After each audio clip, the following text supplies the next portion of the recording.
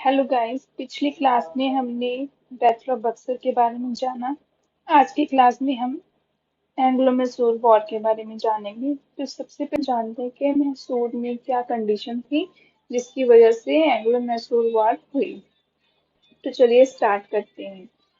Battle of टेलीकोटा जो 5065 में हुई थी, उसके बाद क्या था, वो जो किंगडम था विजयनगरा, उसका एंड हो चुका था। और वो जो विजयनगरा किंगडम था वो छोटे छोटे पार्ट्स में डिवाइड हो गया था। उसके बाद 1612 में एक हिंदू किंगडम था वोडियार, वो मैसूर के रीजन में इमर्ज हुआ। जो चिक्का कृष्ण राजा वोडेयार सेकंड थे, वो रूलर थे वोडेयार के, जिन्होंने रूल किया था 1734 से 1766 तक। अब मैसूर जो है वो एक फॉर्मिडेबल पावर की तरह सामने आया। किसकी लीडरशिप में? वहां पर लीडरशिप थी हैदर अली और टीपू सुल्तान की। 18th सेंचुरी के सेकेंड हाफ में हम ये देखते हैं।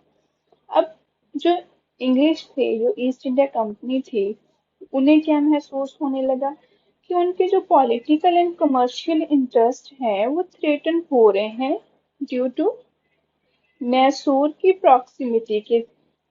क्योंकि जो मैसूर था वो फ्रेंच का नजदीकी था। फ्रेंच हैदर अली टीपू सुल्तान का दोस्त था, जिसकी वजह से वो माला हुआ जो कोस्ट है उसमें ट्रेड कर रहे थे, उनका कंट्रोल उस पर था। और इंग्लिश को लग रहा था कि वहां पर उनका पॉलिटिकल एंड कमर्शियल इंटरेस्ट है जो थ्रेटन हो चुका है। अब यही जो बात थी वो मैसूर में भी थी। उनको भी था कि वो थ्रेट में है, क्योंकि इंग्लिश का जो कंट्रोल वो मद्रास में है। अब देखते हैं कि दोनों जो पावर्स हैं वो दूसरे से डर रही हैं।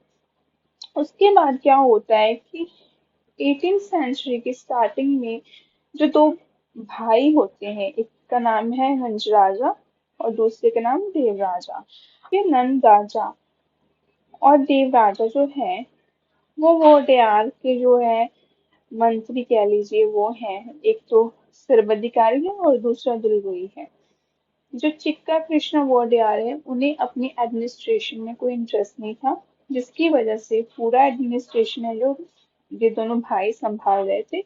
और चिक्का कृष्ण राजा एक पपेट ही था उनके लिए, क्योंकि सारा कंट्रोल तो नंज राजा और देव राजा के पास था। हैदर अली जो है वो 1721 में उनका जन्म हुआ। उन्होंने अपना कैरियर जो है वो एक हॉर्समैन के रूप में स्टार्ट किया था मैसूर की आर्मी में, अंडर द नंज राजा और देव राजा। अब इसके बाद क्या होता है कि जो मराठा और निजाम हैं, उनकी आर्मी बार बार जो है वो मैसूर की टेरिटरीज पर अटैक कर रही थी, जिसकी वजह से मैसूर जो है फाइनेंशियली एंड पॉलिटिकली वीक हो। तो हैदर अली जो है उन्होंने क्या किया, तख्ता पलट किया और खुद रूलर बने। और उन्होंने मैसूर को एक फिर से अच्छी स्टेट बनाया, फाइनेंशियली इंडिपेंडेंट बनाया 1761 में। हैदर अली जो हैं उन्होंने सबसे पहले क्या किया, फ्रेंच की हेल्प से उन्होंने एक आर्मी फैक्ट्री स्टेब्लिश की डिंडीगुल में। वो क्या चाहते थे, वो चाहते थे कि उनकी जो आर्मी है, उनकी जो सेना है, वो उन्हें फौरन तरीके से ट्रेनिंग दें, ताजो उनकी army English east India company से हारे ना। तो उन्होंने वेस्टर्न मेथड ट्रेनिंग वहां पर इंट्रोड्यूस की और उन्होंने अपनी डिप्लोमेटिक स्किल्स भी यहाँ पर स्टार्ट कर दी थी। इसके बाद क्या होता है कि वो जो हैदर अली हैं वो 1761 से लेकर 63 तक वो कुछ स्टेट्स को कैप्चर कर लेते हैं, जैसे दोद भल्लापुर, शेरा, बिजनौर, होसकोट। ये इन जगहों को कैप्चर कर लेते हैं। इसके बाद क्या होता है कि जो मराठास हैं, माधव राव मराठा के चीफ थे जो, वो मैसूर पर अटैक कर देते हैं और हैदर अली को हरा देते हैं। 3 बार हराते हैं वो हैदर अली को, 1764 में, 1766 में और 1771 में। तो इसके बाद क्या होता है कि पीस बाय करने के लिए हैदर अली जो है वो बहुत सारा मनी जो है मराठास को दे देते हैं। और माधवराव की डेथ के बाद 1772 में जो हैदर अली है वो मराठा से अपनी सारी टेरिटरीज वापस रिकवर कर लेते हैं 1774 से लेके 76 तक। और और भी बहुत सारी उनकी टेरिटरी अपनी टेरिटरीज में मिला लेते हैं। अब हम देखते हैं कि फर्स्ट एंग्लो वॉर में क्या होता है। फर्स्ट एंग्लो मैसूर वॉर जो है वो 1767 से 69 तक चलती है।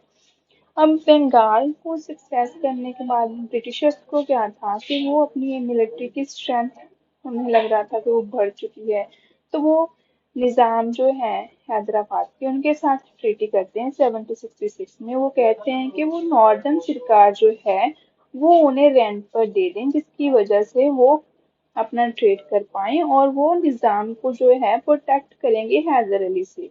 हैदर अली जो है उन्होंने काफी उनकी जो टेरिटोरियल डिस्प्यूट थे वो नवाब ऑफ ऑरकोट के साथ हुई थी और मराठास के साथ हुई थी, जिसका फायदा ब्रिटिशर उठा रहे थे। अब ब्रिटिशर्स क्या करते हैं, ब्रिटिशर्स निजाम के साथ मराठास के साथ एक अलाइन करते हैं हैदर अली के खिलाफ। वो कहते हैं कि हैदर अली को हराने के लिए वो उनके साथ जो अलाइन करते हैं, उस बात का हैदर अली को पता चल जाता है और हैदर अली क्या करते हैं वहां पर अपनी डिप्लोमेटिक स्किल का इस्तेमाल करते हैं। हैदर अली मराठास को बहुत सारा धन देते हैं और उन्हें अपनी तरफ कर लेते हैं, और साथ ही साथ वो निजाम को भी अपने साथ मिला लेते हैं और नवाब ऑफ आकोट पर अटैक कर देते हैं। लेकिन ये वॉर जो है वो पूरे 1.5 साल तक चलती है, उसका कोई नतीजा भी नहीं निकलता। तो हैदर अली अपनी स्ट्रेटजी चेंज कर देते हैं और वो सीधा पहुंच जाते हैं मद्रास के गेट पर। अब जब वो मद्रास पहुंचते हैं तो ब्रिटिशर्स जो घबरा जाते हैं, क्योंकि बिना तैयारी के वो वहां पर होते हैं और हैदर अली अपनी बहुत सारी सेना के साथ उन पर अटैक कर देते हैं। तो वहां पर हैदर अली और ब्रिटिशर्स के बीच एक ट्रीटी होती है, जिसकी वजह से फर्स्ट एंग्लो मैसूर वॉर का एंड होता है। वो ट्रीटी का नाम होता है ट्रीटी ऑफ मद्रास, जो 4 अप्रैल 1769 को होती है। इस ट्रीटी में क्या होता है कि ब्रिटिशर और हैदर अली ये प्रॉमिस करते हैं कि उन्होंने जो भी एक दूसरे के आर्मी सोल्जर्स जो हैं कैप्चर किए हैं वो उन्हें वापस करेंगे, और साथ ही साथ अगर उनका कोई माली नुकसान हुआ है वो भी उन्हें पे करेंगे। और हैदर अली ये भी प्रॉमिस करते हैं कि वो इंग्लिश का साथ देंगे, ब्रिटिशर का साथ देंगे अगर कोई बाहरी पावर उन पर अटैक करती है।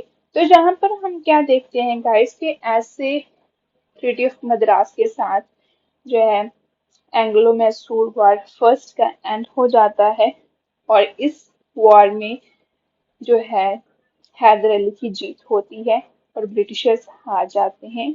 तो आई होप आपको जहां तक समझ आया होगा गाइस। Thank you.